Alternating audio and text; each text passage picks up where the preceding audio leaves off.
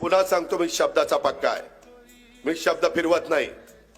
मागच्या वेळेस असंच माझ्या परभणीमध्ये मी ठरवलेलं होतं की राजेश विटेकरला उमेदवारी द्यायची, परंतु काही कारणानिमित्तानं आम्हाला युतीमध्ये त्याला थांबवावं लागलं आणि सांगावं लागलं की बाबा तिथं आपण महादेव जानकरांना देऊ, कारण तोही समाज आपलाच आहे, आपल्याला भेदभाव करून चालत नाही।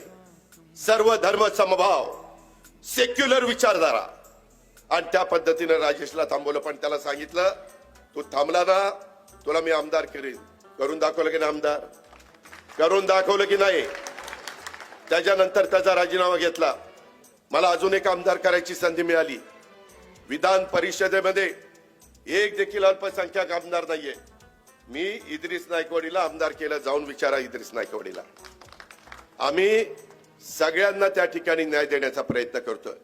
मी भाषणात बोलत नाही, मी कृती देखील करून दाखवतोय।